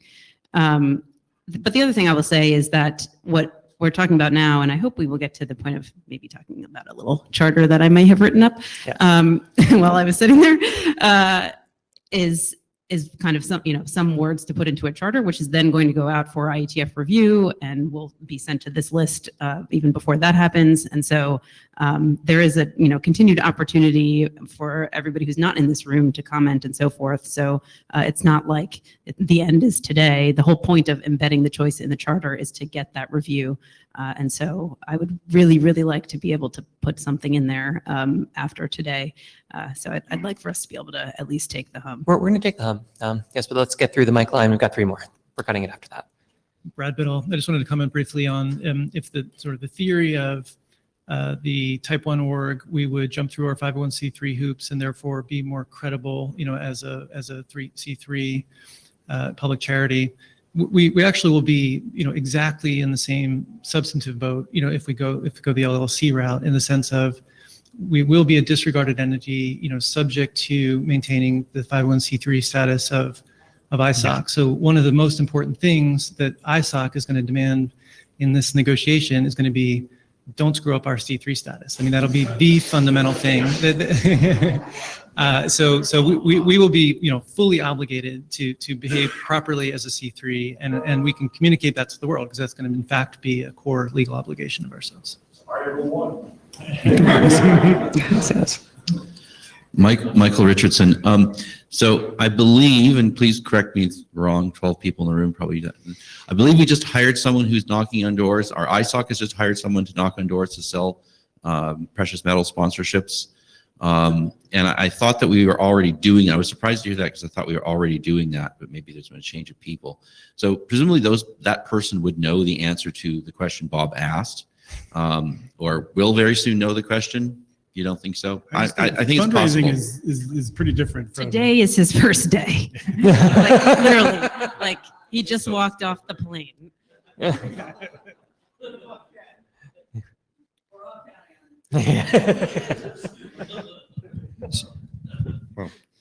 Eric Rescorla. So I originally got up to say what Alyssa said, and since then, even more time has passed. And I really like to be done. Not that I'm doing very much, but I'm doing a tiny, tiny bit, and even that is tiring. I mean, I think, like the IETF is, I love what Randy said on the mailing list about, like, you're given a magic box which cures poverty, and the first thing the engineer wants to do is take it apart and figure out how it works. Like, I understand the instinct to, like, dig into all this and really, like, be like, I want to understand every precise detail, and, like, and understand it, and, like, but the principle of, like, executive management is you don't do that. And the principle of executive management is you find people who know what they're doing, you delegate it to them, and then you say, does what they're doing look sane? And I mean, first of all, like, that's the thing I think comfortable going forward, with this new structure, and even now to some extent. And I heard a lot of people saying, like, let's not have the board, like, do, like, the job of, like, the staff, right? And similarly, like, we asked some people to go off, and I was not one of the people who did this analysis. So I feel comfortable saying this, to go off and analyze this. And they said, they came back with a recommendation, and, like, I'm not saying, like, with, like, unilaterally trust them, but I look at this and I go, what they're saying, like, they did a bunch of analysis, what they're saying seems sane to me. And so like, my instinct under these circumstances, like, what executive management means here is, say, this looks sane, let's do what they say, as opposed to let us, like, no, we have to all reanalyze it in extraordinary detail. That's just not, A, it's not productive, and B, it's not practical. Yariak. So the question was about the sort of the various kinds of entities or people who might be funding IETF and might not be doing it today, or might, and what their opinions might be about the different organizations. So I'm not an IETF fundraising person, but I've been involved in many of those discussions in the past, and knew a lot about the situations, and also talked to a ton of people who, were interested in funding IETF, but in the end did not. And this sort of detail never came up. I mean, obviously we had a different legal structure at the time, but their interest was primarily in, like what's in it for them, and also like the high level bit about, does this money go direct to IETF and so forth. That sort of thing was interesting, not this level of details, in my experience. That now that might change in the future if it's a different setup. The other thing that I just want to say, my personal opinion, we just get moving on this. We have other interesting things to do. Let's just, experts have provided opinions. We should take that and run with that. Thank you. Elliot Lear. So as one of the people who stood up and say, well, make sure you take your time and do it right because we have a functioning organization already. If people feel like they want to move, I'm fine with that. My only comment would be twofold. First, make sure that as you're explaining what you're proposing to the community, be absolutely crystal clear as to why you're doing what you're doing. The documents at this point, at least some of them, are a little opaque about that. Or maybe it's just dense in terms of context. and so I would just say take at least some time to do that part.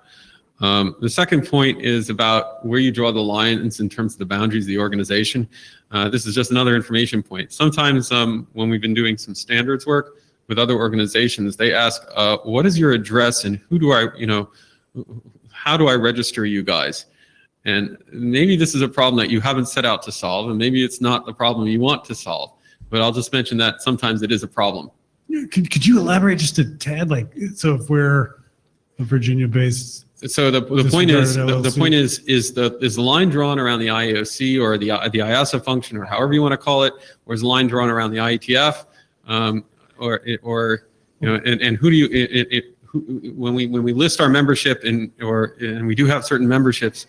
So I'm thinking about the ITU in particular, but I'm sure this would come up with other organizations as well. Who is it that they're addressing? And just make sure you're thinking about that use case as you're drawing this out. Or not, and explicitly rule it out as out of scope, but whichever you choose well.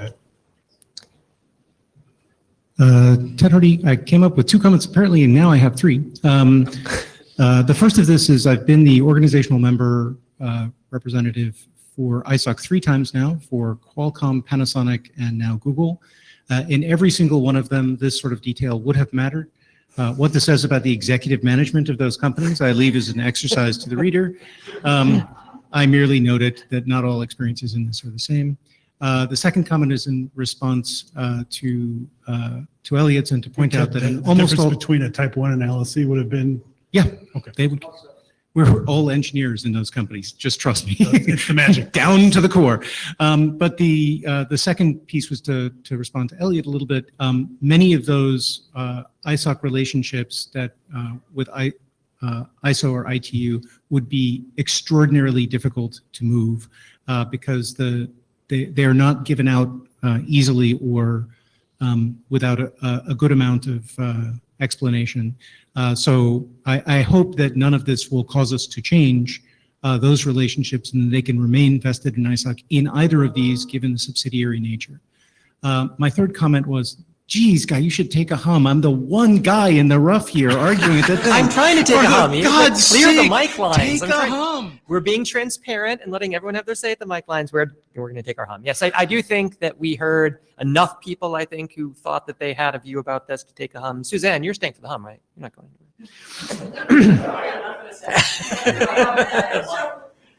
Alyssa, did you want to? Okay.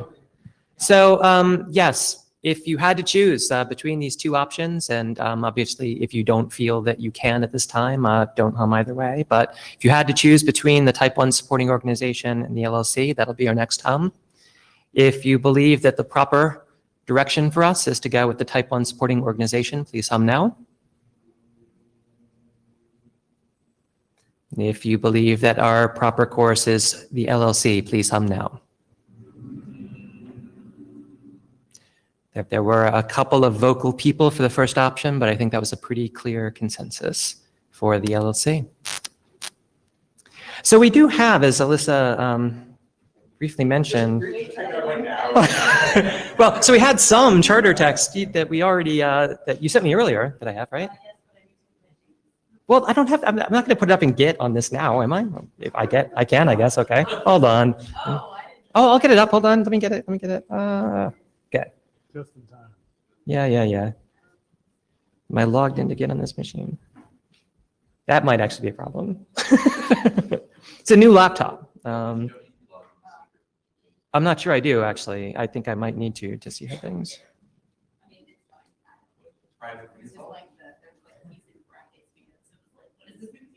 Oh, okay. I can just go with the original for this purpose. I mean, we're not going to wordsmith it now. It's true. Okay, let me just do that. It's Projection. It's a pain in the ass. yeah, just put the link to the Get up in Jabber. So we have 2 pages of some draft charter text here. Yeah, this like a typical charter. I don't know if Alyssa, you would prefer to speak to it, or I can go. Yeah, I just wanted to be clear, like, I know nobody wants this like sprung on them. Like, it sucks to have to sit here for a few minutes and give people time to read. But I also felt like if I sent this to the list ahead of time, then people would have felt like this was completely getting ahead of the whole discussion. So that's why it is being sprung upon people right now. Perhaps we should give people a few minutes just to read it. Okay, so you sent the Get to the list and to the Jabber. Yeah, I can send it to the list too.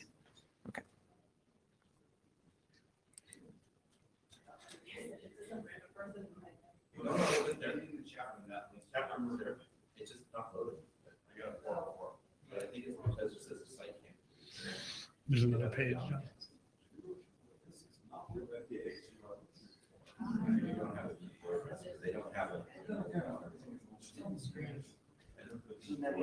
The version that's on the screen is actually, I'm sure, pretty close to what we want. And again, we're not going to like take a hum on the probably the shorter text today, right, Alyssa? Or yes. So this is just kind of informational. This is what will be circulated around the list, but definitely people want to react to this or talk about. Okay, thank you. Yeah, thank you. Yeah. Next page. It's 2 pages. This shows the work we put into this, people. They're not just 1 page. You get 2 for the price of 1. So as you see, the main deliverable will be a document that obsoletes BCP 101. That little bold text there is the important thing to take into account. And this was the last minute hack for our consensus to show the community is elected to create a limited liability corporation that is a disregarded entity of ISOC. Yeah, and there are some brackets. Yes. That could have said something else had we had a different discussion today.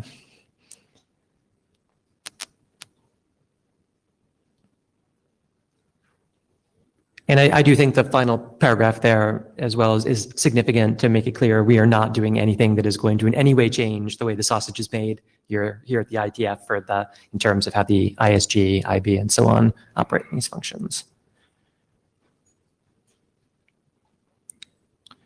So, yes, Ecker? I want to make sure I understand this text. So the ISOC Board of Trustees will continue to define their.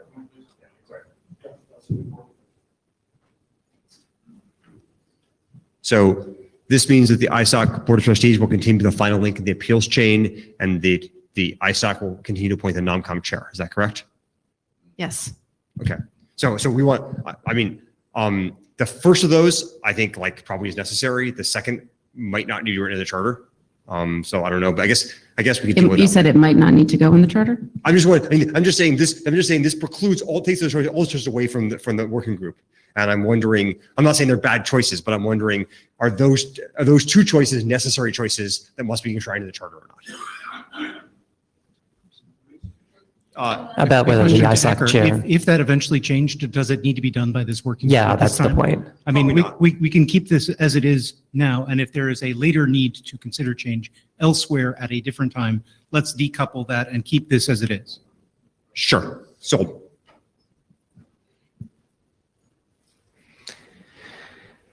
Any other thoughts? Anybody looking at this and saying like, oh my God, this is the wrong thing to do? It's a good question of whether there's anything else that needs to go on that list of things that are out of scope. That's like everything that I could think of.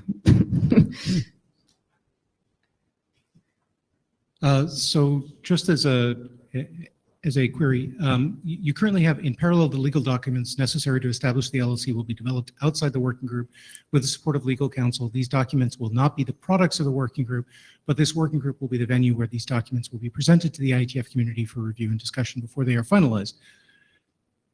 Is it not the intent to publish these documents in an RFC format at all? Because we could, for the purposes of history, write them into an RFC as, for example, the appendix of the update to BCP 101. That isn't a requirement, but it's also not a silly thing to do. And we might therefore consider leaving it up to the working group to decide whether those were documented by the working group in that form or not. Can you state why what utility you find in that? This is we have a single archival series for the group that we use for everything. There are disadvantages to that, but it is the reality of the moment. If we are in essence creating the bylaws for an LLC that's going to replace the current IASA functions, which are documented in RFC, simply having them not developed by the working group, because I am totally in agreement with you there, but potentially published as part of the work item of the working group does seem to me potentially sensible. And I'd like to leave it on the table for the working group to decide whether it's okay or necessary to do that later, rather than trying to work it out in this room in 15 minutes. Okay. Yeah, I definitely see advantages and disadvantages. Leslie Daigle, I think I had more or less assumed they would be published as RFCs, but I totally agree that they are not a work item of this working group, because the working group is not going to have a decision over the content of the documents. So I think it's a separable problem. I think it's worth noting that they will or should be published as RFCs, but not a work item. I'll just say, because we had this experience a little bit with our favorite document that Elliot wrote for the IANA transition, which is that when you send a document through the IETF process, which is not intended to have consensus and actually cannot change by the IETF process, then you actually devalue the IETF process a little bit, even if it's going to have a disclaimer on it that says it doesn't have consensus of the IETF. It's like, it's a little bit, makes me a little queasy. Yeah, if this is just for the historical record, we put these into 72 column ASCII, like someone can do that after the point. But remember, the IETF will not have change control of these documents, right? I mean, there's all kinds of questions it's going to raise about the stream and everything else. This is just a hairball of junk that we can all debate as engineers forever. This is the biggest bike shed rat hole I've ever encountered, Ted. I thought you were more experienced in bike sheds and rat holes than this. My God, man. We should send you to the ITU for a weekend and you'd be much broader in your experience almost instantly. All I'm asking is that we not write into the charter that it not be done. It's not there right now. Obviously fine with that. Yeah, or we could make it more clear. Anything else? People want to see page 1 again, and people think we got it? You know, to the list it shall go. Thank you. Wow, we made a lot of progress here. Just way forward. Process. Alyssa. Yeah. So it's on the list now. I'll probably send a follow-up email for people who aren't in this room, because it doesn't have any context around like, what is this? But I think give it a small amount of time on the list for people to bat it around, a few weeks, and then I will get it in shape for internal review. That would be my plan. Any objections to that plan? And in parallel, I will start working with all of our legal friends and our friends at ISOC on the actual legal work. Milestone question. What Well, is the? I guess not right away, but we got to get ready to do it. The milestone question. What is sort of the timeline we're looking at? Right. Yeah. Done by July. Look at you. Look at you. You're like so free. Yeah. Yeah. I would love to be done by July, just for everyone's sanity. Yeah. It's not going to be done by July. The legal documents could be done like that, right? I don't know yet, Olaf. I don't know. Yeah. So quick question, design team, should we do anything to update the stuff we produced so far? Like, where should we do? That's a good question. Open question. Cool. All right, well, thank you very much for coming. Like I said, productive session.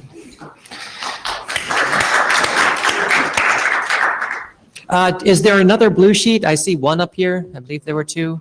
Does anybody spot a second blue sheet? Oh, thank you.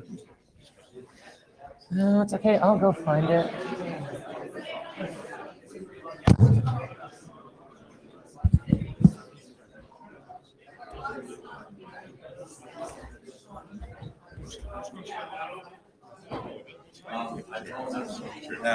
Oh, thank you. I have a copy, just, if it explodes.